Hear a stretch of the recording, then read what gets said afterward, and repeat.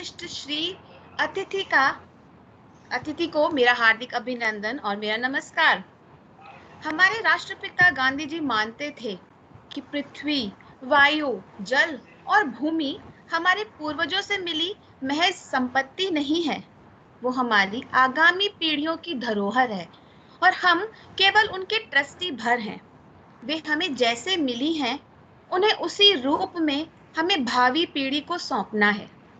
पृथ्वी दिवस की कल्पना में हम उस दुनिया का स्वप्न साकार होते देखते हैं जिसमें दुनिया भर की हवा, दुनिया भर का पानी प्रदूषण मुक्त होता है, समाज स्वस्थ और खुशहाल हो, नदियां अपनी अस्मिता के लिए मोहताज ना हो किसी की, धरती रहने के काबिल हो, मिट्टी बीमारियां नहीं सोना उगले और पवन की शीतलता हमारे रोम रोम को मोहित करे।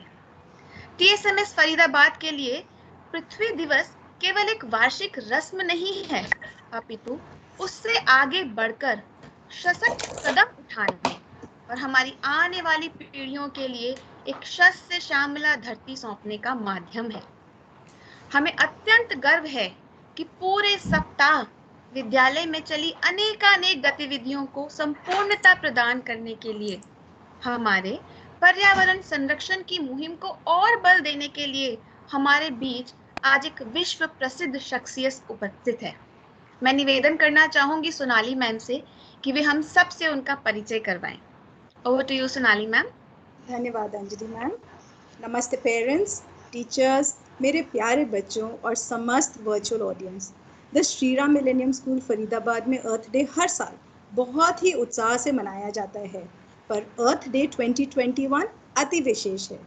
अर्थ डे पर उस व्यक्ति से मिलना जिन्होंने पृथ्वी के संसाधनों को फिर से जीवित करने का बीड़ा उठाया है, डॉक्टर राजेंद्र सिंह जी से मिलना हमारा सौभाग्य है। नमस्ते राजेंद्र जी, आपका टीएसएमएस फरीदाबाद के इस वर्चुअल मंच पर स्वागत है। टीएसएमएस में एनवायरनमेंट कॉन्शियसनेस प्रोग्राम बहुत ही खास है और मुझे ये बताते हुए अत्यंत खुशी हो रही है कि आज से हम अपने विद्यालय में एक नई श्रृंखला की शुरुआत कर रहे हैं, प्रकृति और हम, जिसमें हमारा प्रयास रहेगा कि हम एनवायरमेंटलिस्ट को आमंत्रित कर उनसे कुछ बातचीत करें और उनके अनुभवों से सीखें। पर्यावरण और हम श्रृंखला की शुरुआत हम आपसे राजेंद्र सिंह जी से कर रहे हैं। अपने पर्यावरण को संरक्षित करने का, उसे आने वाली पीढ़ियों तक सुरक्षित रखने का और अपने श्रेय अंश को जागरूक बनाने की ये एक नई पहल है। मैं राजेंद्र जी का एक बार फिर से स्वागत करती हूँ और उम्मीद करती हूँ कि जब भी हमारा स्कूल खुले तो वे हमारे सुंदर कैंपस में जरूर आए। नमस्ते sir, over to you Anjali ma'am and बच्चों। नमस्ते। Thank you ma'am. बुलाना चाहूंगी सिया जैन को। सिया, अपना कैमरा और माइक ऑन करें और हम सभी से हमारे आज के विशिष्ट अतिथि का कुछ और परिचय करवाएं। आप सभी को मेरा नमस्कार। श्री राजेंद्र सिंह जी का जन्म 6 अगस्त 1959 को उत्तर प्रदेश के बागपत जिले के डौला गांव में हुआ था। आप भारत के प्रसिद्ध पर्यावरण कार्यकर्ता हैं जो जल संरक्षण के क्षेत्र में कार्य करने के लिए प्रसिद्ध है। आपने तरुण भारत संघ नाम की एक संस्था स्थापित की जिसने अभी तक देश भर में 10,000 से ज्यादा जोहड़ बनवाए हैं। जल जागरूकता, जल संरक्षण व जल के अनुशासित उपयोग और कम पानी में पैदा होने वाले अन्न उत्पादन को बढ़ावा देकर 7 नदियों को पुनर्जीवित किया है। तरुण भारत संघ ने 7 नदियों अरवरी, सरसा, भगानी, जहाजवली, साबी, रूपारेल और महेश्वरा को पुनर्जीवित किया है। ये सातों नदियां गंगा बेसिन की नदियां हैं। आपको देश विदेश में अनेक पुरस्कार व सम्मान प्राप्त हैं। वह आपको जल पुरुष के नाम से भी जाना जाता है। 2001 में आपको मैग्सेसे पुरस्कार से सम्मानित किया गया। 2005 में ग्रामीण विकास के लिए विज्ञान और प्रौद्योगिकी के अनुप्रयोग के लिए जमनालाल बजाज पुरस्कार। 2008 में द गार्जियन ने आपको 50 लोगों की सूची में शामिल किया जो ग्रह को बचा सकते थे। 2015 में आपने स्टॉकहोम वाटर प्राइज जीता जो पानी के लिए नोबेल पुरस्कार के रूप में माना जाता है। 2016 में आपको यूके स्थित इंस्टीट्यूट ऑफ जेनोलॉजी द्वारा अहिंसा पुरस्कार से सम्मानित किया गया। हमारे विद्यालय में आपका स्वागत है सर। हम सब आपसे बातचीत करने के लिए अत्यंत उत्सुक हैं। और अब ज्यादा समय ना व्यर्थ करते हुए मैं हमारे आज के अतिथि डॉक्टर राजेंद्र सिंह जी से निवेदन करूंगी कि वे हमारे बच्चों के साथ अपना सफर, अपना ज्ञान और अपनी विचारधारा बांटें। Over to you sir. Sonali Gupta ji, Anjali Bharadwaj, शिक्षकों, विद्यार्थियों, पृथ्वी दिवस के अवसर पर आप सबसे बात करना, हम और हमारा पर्यावरण, हम और हमारी पृथ्वी, हम और हमारा जीवन का रिश्ता जानना और उस रिश्ते को हम कैसे भूल गए, क्यों भूल गए उन रिश्तों को, जिसके कारण अब हमें पृथ्वी दिवस अलग से मनाना पड़े। पृथ्वी दिवस मनाने की जरूरत अलग से क्यों पड़ी? क्योंकि पृथ्वी पर संकट है। मानवीय और पृथ्वी रिश्ते टूट गए हैं, अलग अलग हो रहे हैं। जब रिश्ते टूटते हैं तो जोड़ पड़ जाता है और वो जोड़ फिर हम कोशिश करते हैं कि वो जोड़ दिखे ना। तो ये जो पृथ्वी दिवस है, ये जो जोड़ पड़ गया है वो ना दिखे, उसको मिटाने की कोशिश है। लेकिन पृथ्वी दिवस को हमें थोड़ा और गहराई से जानने और समझने की जरूरत है। देखो, जब दुनिया में कोई धर्म नहीं था, कोई धर्म नहीं था, केवल भगवान था, तो हिंदुस्तान में भगवान शब्द की संरचना कैसे हुई? भय से भूमि, पृथ्वी जिसे कहते हैं, अर्थ जिसे कहते हैं, भय से भूमि, गैस से गगन, स्पेस, वैसे वायु, एयर, ऐसे अग्नि, सूरज की ऊर्जा, एनर्जी, और नैसे नीर, ये जो पंच महाभूत है, 5 एलिमेंट, इन पांचों के मिलने से हमारा भगवान बनता था।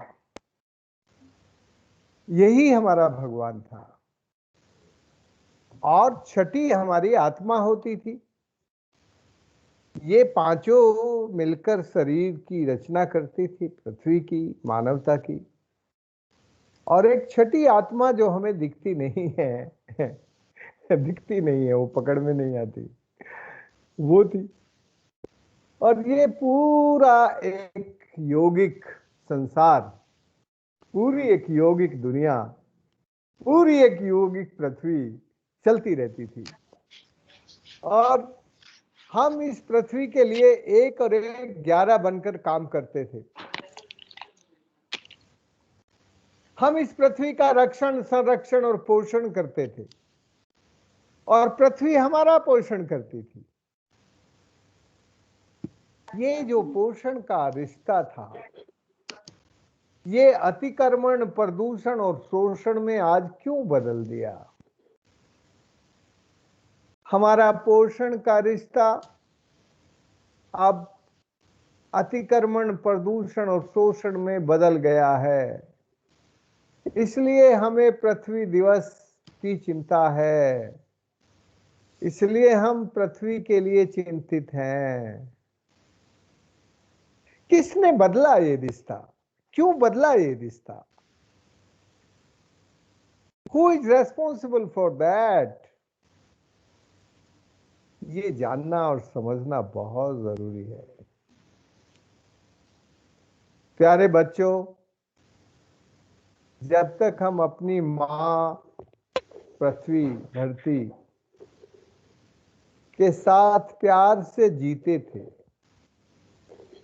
उससे उतना ही लेते थे जितना हमारे जीवन के लिए जरूरी हो। हमें ऐसी कोई पढ़ाई पढ़ने की जरूरत नहीं होती थी जिसमें हम extraction of nature, maximum use of natural resource का एक्सट्रैक्शन की पढ़ाई पढ़े। हम ऐसी कोई पढ़ाई नहीं पढ़ते थे, और चूंकि एक्सट्रैक्शन नहीं पढ़ते थे इसलिए पॉल्यूशन नहीं होता था,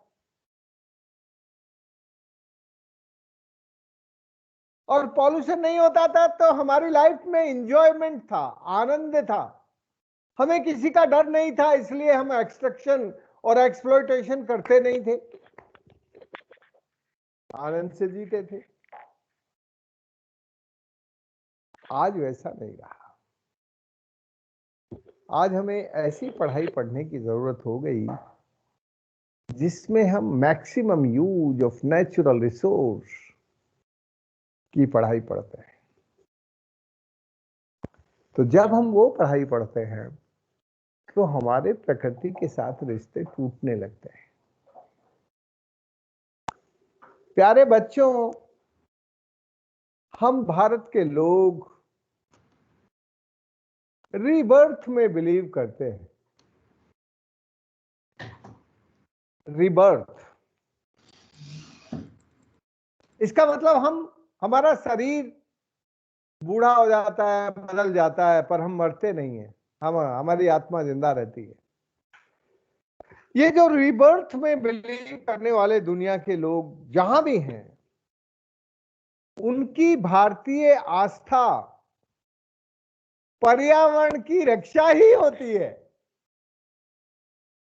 उस आस्था में पर्यावरण की रक्षा इनबिल्ट होती है। तो भारतीय आस्था पर्यावरण की रक्षा,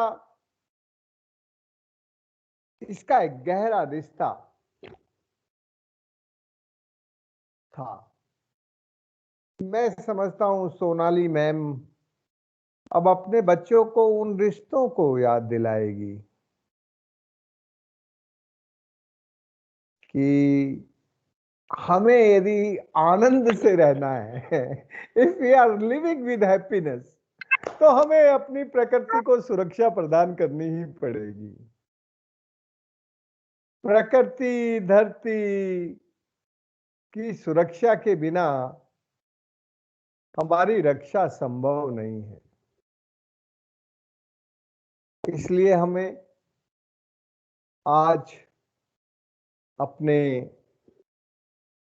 प्राकृतिक रक्षण, संरक्षण और पोषण के ज्ञान और व्यवहार को अपनाने की जरूरत है। वो हम अपनाएंगे तो फिर हमारा श्री राम कॉलेज, स्कूल और उसमें पढ़ने वाले बच्चे पृथ्वी के साथ जो हमारे रिश्ते हैं, उन रिश्तों को गहरा बनाएंगे। और जब हमारे वो गहरे रिश्ते होंगे, फिर हम कह सकेंगे कि देखो, इस दुनिया को देखने का नजरिया, इस धरती को देखने का नजरिया, प्रकृति को देखने का नजरिया हमारा दुनिया से अलग है। हम प्रकृति के प्यार से देखते हैं इसको। प्यारे बच्चों, मैं राजस्थान ले चलता हूँ। पारस,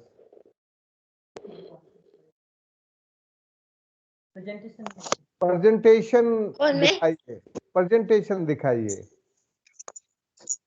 थोड़ी देर के लिए। जी विंसी मैम। जी मैम, जी सर, अभी दिखा दो। थोड़ी देर के लिए बच्चों को राजस्थान घुमा देता हूँ। बिल्कुल सर।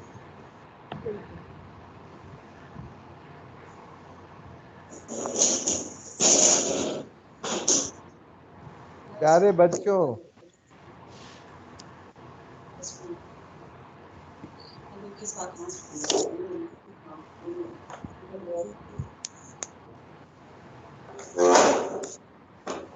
सर मैम, आप प्रेजेंटेशन देख सकते हैं? हाँ मुझे दिख रहा है, आपको दिख रहा है? जी मैम। हाँ जी जी विंसी मैम, हम सबको दिख रहा है। ठीक है, आप बता दीजिए, मैं स्लाइड चेंज करते रहूंगी जैसे आप आगे बढ़ने को कहेंगे। हाँ ठीक है। प्यारे बच्चों, आज हमारी धरती को बुखार चढ़ गया है और मौसम का मिजाज बिगड़ गया है। इसको अंग्रेजी में बोलते हैं global warming and climate change. ये जो ग्लोबल वार्मिंग और क्लाइमेट चेंज की मॉडर्न चैलेंज है, इस मॉडर्न चैलेंज का हमें लोकल सॉल्यूशन ढूंढना होगा, और वो लोकल सॉल्यूशन है climate change adaptation and mitigation. हम आपको अब राजस्थान में ये प्रयोग दिखाएंगे। Next next. प्यारे बच्चों, ये पूरी दुनिया इस वक्त थर्ड वर्ल्ड वाटर वॉर को फेस कर रही है, क्योंकि ड्राउट और फ्लड इंक्रीज हो रहा है। हम इस दुनिया को यदि ग्लोबल वार्मिंग और क्लाइमेट चेंज से बचाना चाहते हैं, नेक्स्ट स्लाइड, तो हमें भारत की धरती पर वर्षा के जल का रक्षण और संरक्षण करना ही होगा। जो नदियां नाले बनकर सूख रही हैं, मर रही हैं, उनको सामुदायिक विकेंद्रित जल प्रबंधन के रास्ते पर लेके जाना होगा। जब हम उस दिशा में काम करेंगे तो हमारी धरती की हरियाली बढ़ेगी और फिर बारिश अच्छी होगी। और यदि हम वो काम नहीं करेंगे, नेक्स्ट नेक्स्ट, तो ये ड्राउट और फ्लड बढ़ेगा। और ये ड्राउट और फ्लड बढ़ता है, नेक्स्ट, क्योंकि जब हमारे अंडरग्राउंड एक्यूफर ओवरड्राफ्ट हो जाते हैं, अंडरग्राउंड एक्यूफर ओवरड्राफ्ट होने के बाद जो हमारा रियल रिजर्व बैंक है, real reserve bank of water, वो ड्राई एंड डेड हो जाता है। और फिर धरती पर खेती, उद्योग, ड्रिंकिंग वाटर, वाटर सप्लाई सब क्राइसिस में आने लगती है। इस क्राइसिस के सॉल्यूशन क्या है? नेक्स्ट, इसका सॉल्यूशन है कि साइंस और टेक्नोलॉजी को इंटीग्रेट करके अंडरग्राउंड एक्यूफर्स को रिचार्ज करना, एवोपरेशन लॉस को कंट्रोल करना। जब एवोपरेशन लॉस कंट्रोल हो जाएगा और अंडरग्राउंड एक्यूफर ये जो आप देख रहे हैं ये रिचार्ज हो जाएंगे, तो फिर सूखी नदी बहने लगेंगी। नेक्स्ट, हमारी नदियों में 3 तरह के जूलॉजी होती है, और उसके जो एक्यूफर के कैरेक्टर हैं, नेक्स्ट, 6 प्रकार की टाइपोलॉजी होती है। हमारे इंजीनियरिंग पढ़ने वाले इंजीनियर जियो हाइड्रो साइंस की कंडीशंस को, ग्राउंड वाटर की कंडीशन को, टाइपोलॉजी को समझते नहीं है। साइंटिस्ट केवल साइंस को समझता है, और इंजीनियर और टेक्नोक्रेट केवल तकनीक और इंजीनियरिंग समझता है। इसलिए हमारी साइंस सेंसलेस हो जाती है। जब हमारी साइंस में केवल कैलकुलेशन और इक्वेशन में हम खो जाते हैं, तो साइंस विद सेंस वो चली जाती है और टेक्नोलॉजी और इंजीनियरिंग कंसर्न लेस हो जाती है। फिर इंजीनियर अंडरग्राउंड एक्यूफर्स के बारे में चिंता नहीं करता। इसीलिए आजादी के बाद हमने हजारों लाखों डैम बनाए छोटे बड़े, पर उन डैम में केवल सरफेस के पानी को रोककर डैम बनाने का काम किया। डैम डैम हो गया। इसलिए हम लोगों को पानी का काम science with sense and technology and engineering with concern consciousness, उसके द्वारा करना होगा। नेक्स्ट,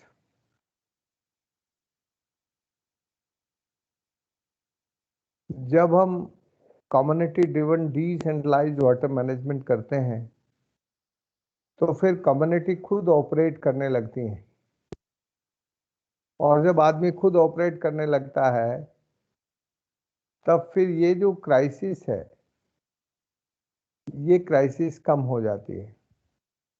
फिर लोग डिसिप्लिन यूज करने लगते हैं पानी का, प्रकृति के साथ थोड़े रिश्ते भी गहरे हो जाते हैं। नेक्स्ट, बहुत दूसरी क्लास स्टार्ट हो चुकी है। I am Children, please be a little mindful.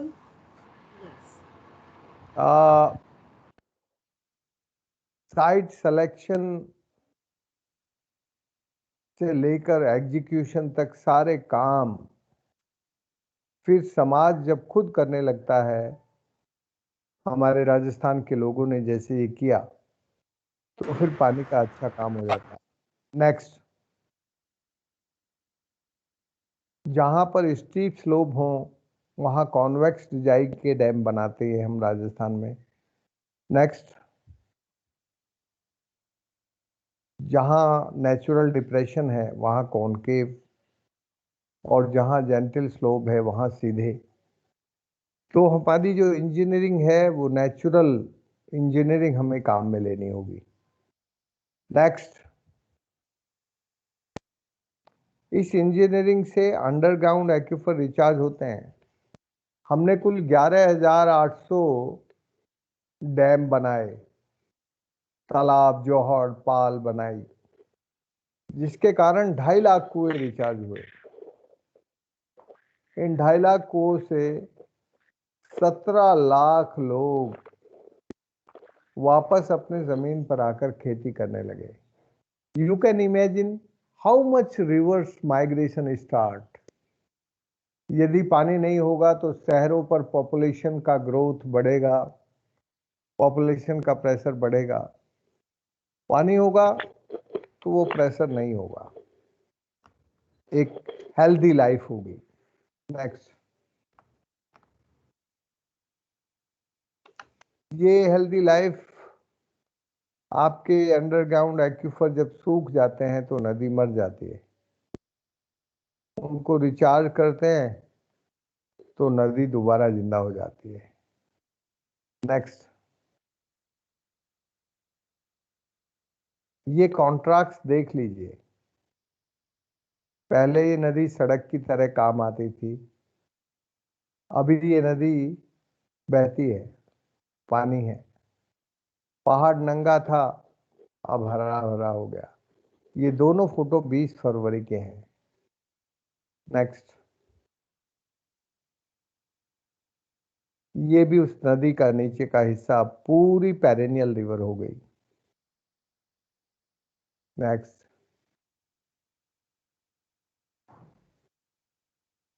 ये रिमोट सेंसिंग की रिपोर्ट है।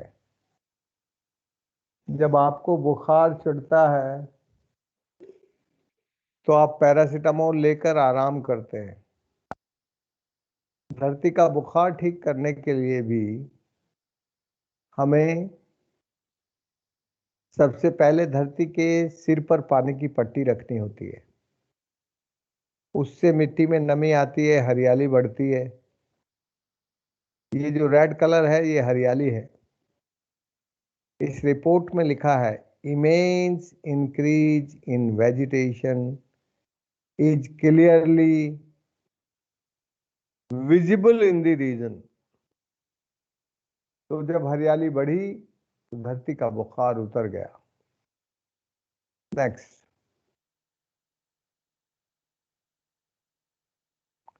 ये काम हमने गांव से शुरू किया और रिवर बेसिन लेवल पर किया, फिर रिवर की पार्लियामेंट बनाई, और फिर ये जो पार्टिसिपेशन था समाज का, पुरानी स्ट्रक्चर और नई स्ट्रक्चर बनाकर अंडरग्राउंड एक्यूफर को रिचार्ज किए और फिर सूखी नदियां बहने लगी।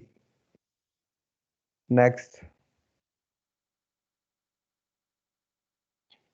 ग्राउंड वाटर रिचार्ज करके linking crop pattern with rain pattern करना जरूरी है, जिससे इरोजन और सिल्टिंग को रोकना, ग्राउंड वाटर रिचार्ज करना और एफिशिएंट यूज ऑफ वाटर, ये करना अति आवश्यक होता है। नेक्स्ट, ये औरतें पहले 15-16 किलोमीटर से लेकर 6 किलोमीटर दूर तक पानी लेके आती थी। How much tragedy in the life of women. अभी तो पानी आ गया।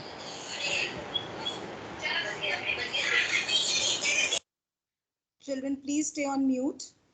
पानी आने से यहाँ की लाइफ वुमेन ड्रेजरी खत्म हुई और महिलाएं पानीदार बन गई। पहले केवल बूढ़ी महिलाएं पानी लाती थी, अब तो पानी गांव में ही आ गया, तो बूढ़ी औरतों की जो ड्रेजरी थी वो कम हो गई। नेक्स्ट, आप देखेंगे ये परिवर्तन कैसे हुआ। पहले हमारे गांव के लोग शहरों में जाके मजदूरी करते थे, अब हमारे गांव के लोग शहरों के लोगों को मजदूरी देते हैं। नेक्स्ट, खेती और पानी, फूड एंड वाटर दोनों आ गए। नेक्स्ट, आप देखेंगे कि ये जो सूरज की लाल गर्मी है, ये जब नंगी धरती पर पड़ती है तो टेम्परेचर बढ़ जाता है, और जब ये लाल गर्मी समुद्र पर पड़ती है तो समुद्र के खारे पानी को डीसैलिनेट करके मीठा बना के ब्लू हीट बादल में चेंज कर देती है, जिसको H2O कहते हैं। ये H2O ऑलवेज ग्रीन हीट की तरफ मूव करता है। नेक्स्ट, ये जब दोनों एक दूसरे के ऊपर आते हैं, ब्लू हीट ग्रीन हीट के ऊपर आती, तो ये दोनों एक साथ डिस्चार्ज हो जाते हैं और उसको बारिश कहते हैं। नेक्स्ट, नेक्स्ट, यहाँ तो बारिश हो गई, लेकिन हमारी जमीन उस जमाने में रेन शैडो थी, वहाँ बारिश नहीं होती थी, तो आर्टिफिशियल रेड हीट ने सारी धरती को वीरान बना दिया। तब हमारे इलाके की औरतें एक गीत गाती थी, बादल तो आते हैं दिखते हैं हमें, पर बरसते नहीं हैं वो, रूठ कर चले जाते हैं कहाँ हमें मालूम नहीं। जिस दिन से बादलों ने रूठना शुरू किया, मेरा बेटा और मेरे बेटे की बहू भी रूठ कर दिल्ली चले गए। अब गांव में पानी नहीं, खेत में पानी नहीं, मेरा बुढ़ापा कैसे गुजरेगा मालूम नहीं। हमारे इलाके की औरतों ने नेक्स्ट बहुत सारे तालाब, बांध, जोड़ बनाए। तालाब बनाने से तो एकदम बारिश नहीं आती, तो ये जो बारिश ग्रीन पैच में आती थी उसको हमने डाइवर्ट कर दिया। नेक्स्ट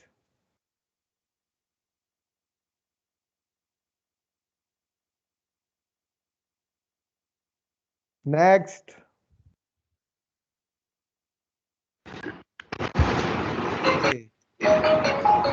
माइक्रो क्लाउड फॉर्मेशन शुरू हो गया।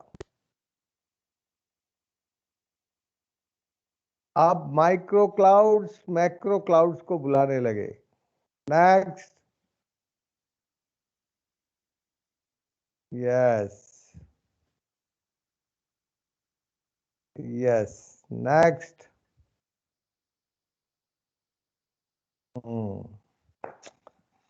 अभी हमारे इलाके की औरतें गीत गाती है, बादल तो आते हैं अब मेरे गांव में, रूठते नहीं है वो, बरसते हैं मेरे खेत में, पानी आ गया है मेरे कुएं में, पानी से आई है हरियाली मेरे खेतों में, जीवन में छा गई है हरियाली मेरे जीव। तो ये जो पानी से खुशियां आती हैं, हरियाली आती है, वो बहुत जरूरी है। और इसी पानी के काम से हम पूरी दुनिया में water is climate and climate is water, ये प्रूव करवा पाए। नेक्स्ट आप देख रहे हैं टेम्परेचर भी नीचे आ गया, बादल भी नीचे आ गए, और अब इलाका बदल गया, लाल गर्मी गायब हो गई। नेक्स्ट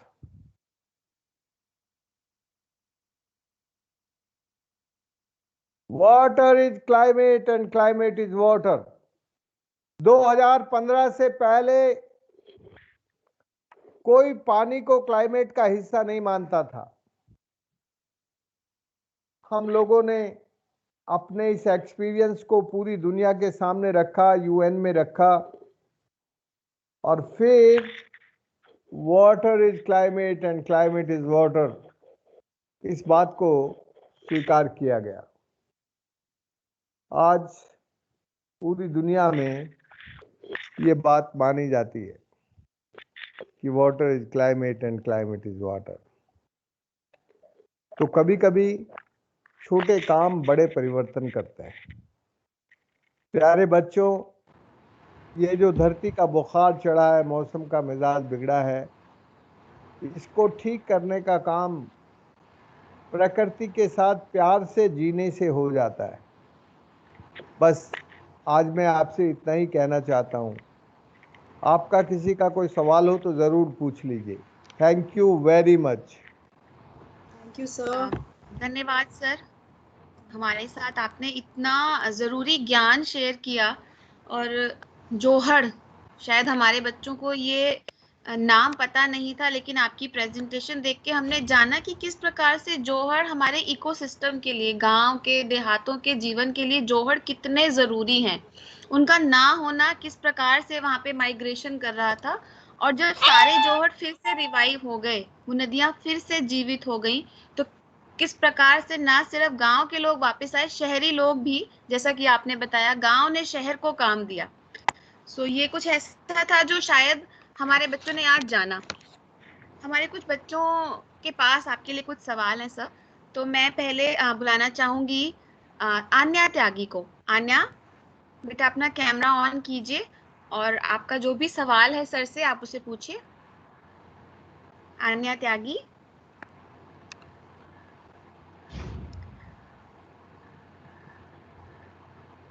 आई आई थिंक जब तक आन्या नहीं है तब तक क्या मैं सिया से रिक्वेस्ट कर सकती हूँ? सिया के पास भी आपके लिए एक सवाल है sir.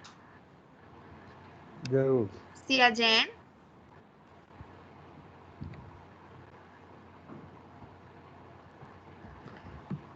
Priyanshu Singh. You can go to the next child, Anjali ma'am. Yes ma'am. Priyanshu class 12th, please अपना कैमरा ऑन कीजिए बेटा।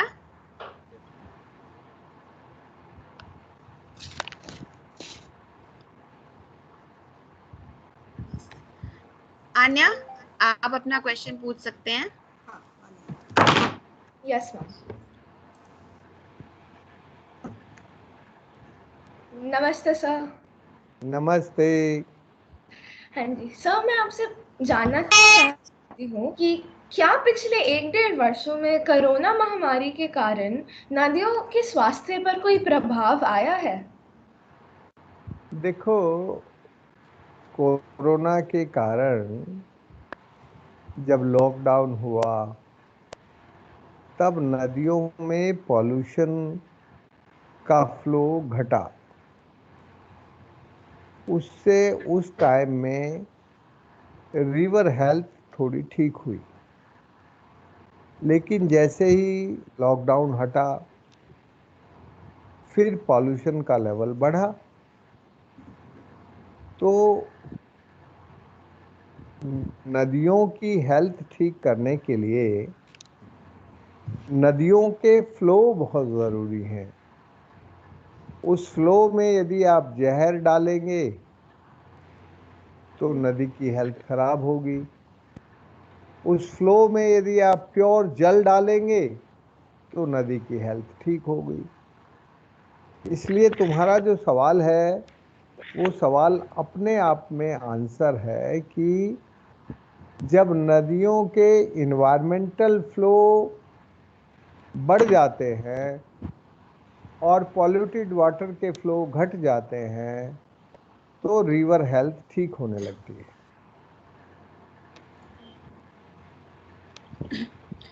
तो आन्या, आपको अपना जवाब मिल गया होगा। सिया जैन। सिया बेटा I camera on request the children to switch on the camera so that sir can see you. Sir, मैं जानना चाहूंगी कि जोड़ों को फिर जीवित करते समय क्या स्थानीय लोकल लोगों ने भी आपका साथ दिया और उनकी क्या भूमिका रही? बेटा, जोड़ों को ठीक करने का काम मैं स्थानीय लोगों की मदद के बिना नहीं कर सकता था। मुझे उन्होंने सिखाया, मैंने उनसे सीखा और फिर मैंने उन्हीं को तैयार किया। इसीलिए मैं बिना किसी सरकारी मदद के, बिना किसी कॉरपोरेट की हेल्प के 11,800 तालाब बांध जोहड़ ठीक कर पाया।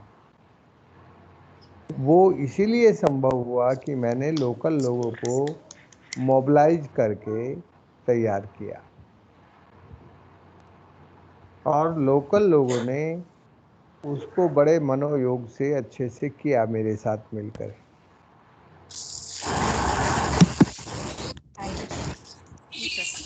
अक्षत। अक्षत के पास सर आपके लिए एक सवाल है। अक्षत, अपना कैमरा ऑन करके प्लीज सवाल पूछिए। नमस्ते सर। नमस्ते सर, मेरा सवाल ये था कि क्या आप हमें आपकी गंगा पतंजलि के बारे में और बता सकते हैं और आप कैसे इसे सर, गंगा बढ़ाना चाहिए? पंचायत। अक्षत, गंगा पंचायत गंगा की बात पंचायत। शायद आप कहना चाह रहे हैं। जी। देखो, गंगा जो है वो दुनिया की ऐसी नदी है जिसके अंदर विलक्षण प्रदूषण नाशनी शक्ति वाला जल, उसको अंग्रेजी में कहते हैं कि बायोफाज, बैक्टीरिया साइडल करेक्टर के जो गंगा के पानी के फ्लो थे उनके कारण गंगा का जल खराब नहीं होता था।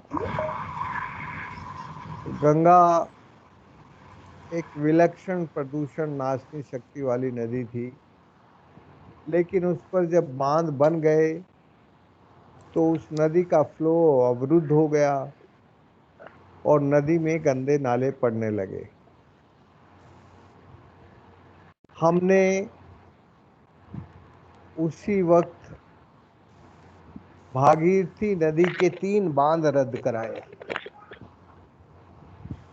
भैरव घाटी, पैठा की पाल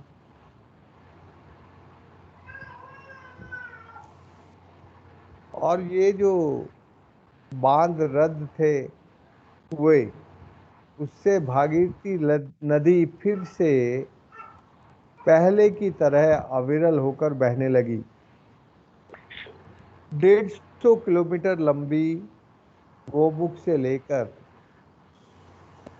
उत्तर काशी तक ये विलक्षण प्रदूषण नाशनी शक्ति वाली नदी बन गई। इस पर लोहारी नागपाला, पाला मनेरी और भैरव घाटी ये तीनों बांध रद्द हुए और आगे नए बांध नहीं बनेंगे, ऐसा फैसला हुआ 2009 में। उस फैसले के बाद हम लोगों को लगने लगा था कि गंगा की 2 धाराएं अलकनंदा और मंदाकिनी, उनको भी वैसी बना सकते हैं। तब हमने गंगा पंचायत बनाने का काम शुरू किया था, लेकिन अलकनंदा और मंदाकिनी पर बन रहे बांधों के काम नहीं रुके। तब सरकार ने तो नहीं रोके, लेकिन भगवान जी ने रोक दिए। खुद तपोवन और विष्णुगाड़ 2021 में तोड़ दिए। तो कभी कभी जब इंसान उल्टे काम करने लगता है तो प्रकृति अपने आप सीधे काम करती है।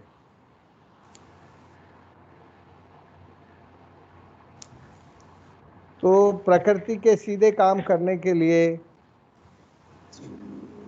हमने एक पार्लियामेंट गंगा पंचायत बनाई। उस गंगा पंचायत की जरूरत है।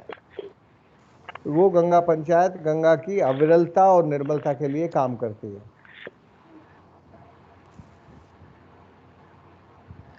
जी सर। प्रियांशु सिंह, बेटा आप अपना कैमरा ऑन करके अपना सवाल पूछिए। नमस्ते सर। नमस्ते सर, मेरा सवाल ये है कि लोगों को जल जागरूकता का ज्ञान देना क्यों आवश्यक है? आप इस ओर आगे और क्या कदम उठा रहे हैं? देखो, लोग जो होते हैं वो बहुत लोभी और लालची होते हैं। जब अपना लोभ और लालच बहुत प्रबल हो जाता है तो सब केवल लाभ के लिए सोचते हैं, सिक्योरिटी या शुभ के लिए नहीं सोचते। तो गंगा की हेल्थ सिक्योरिटी, एनवायरमेंटल सिक्योरिटी, उसकी चिंता हमारे मन से निकल जाती है। इसलिए हमें 2 शब्दों को जानना जरूरी है। एक है लाभ और दूसरा है शुभ। शुभ जो होता है वो सबके भले के लिए होता है और लाभ जो होता है वो निजी एक के भले के लिए होता है।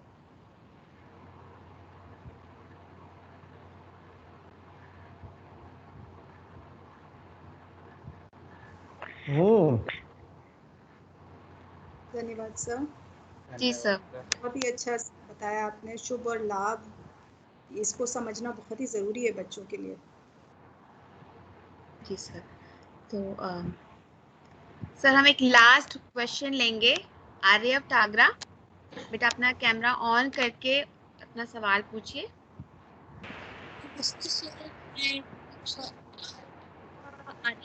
मैं आपसे पूछना चाहता हूँ कि हम बच्चे आपकी इस योजना में कैसे भाग ले सकते हैं? देखो,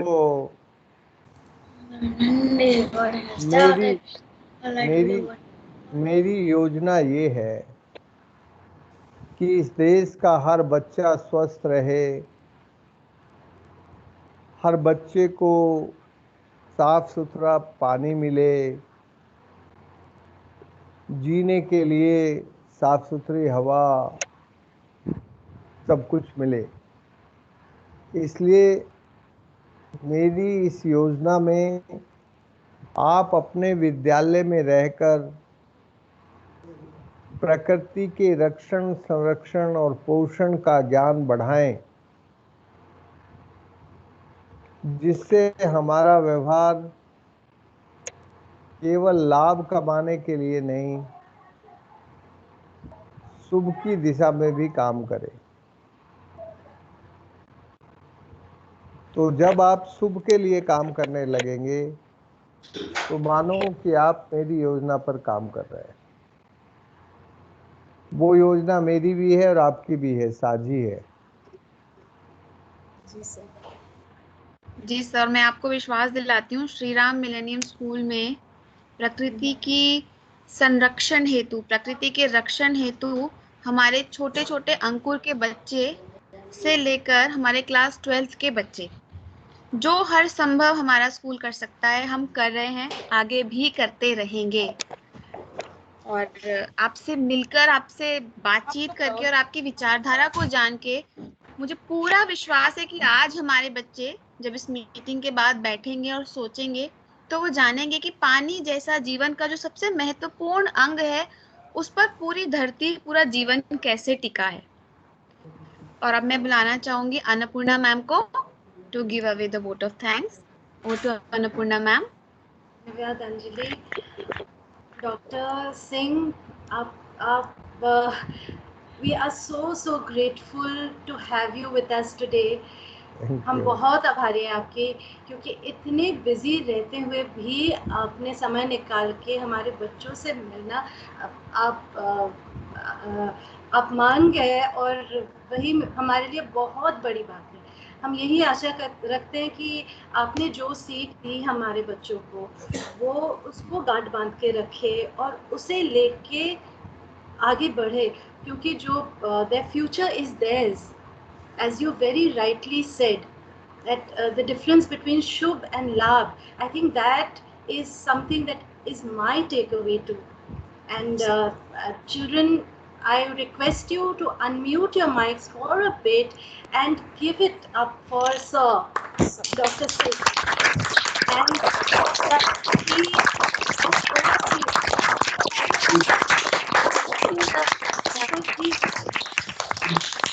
dedicated his entire life to rejuvenating rivers. And as you know, thank you very much Sonali, thank you very much. मेरा आपसे निवेदन है कि आप फरीदाबाद जरूर आएं जब स्कूल खुलें और हमारे बच्चों से आकर मिलें। ये हमारे लिए बहुत बड़ा सौभाग्य की बात होगी। Yes. And I think sir is actually very busy and we've taken up a lot of his time and he's not well as well. We wish him all the very best. Sonali ma'am, I think he's unable to hear us. Sir is unable to hear us. He's given us a lot of his time. Absolutely. And children, believe you me, can we stop the recording please? Yes ma'am, I'll do that. Otherwise we'll have to edit it. I think this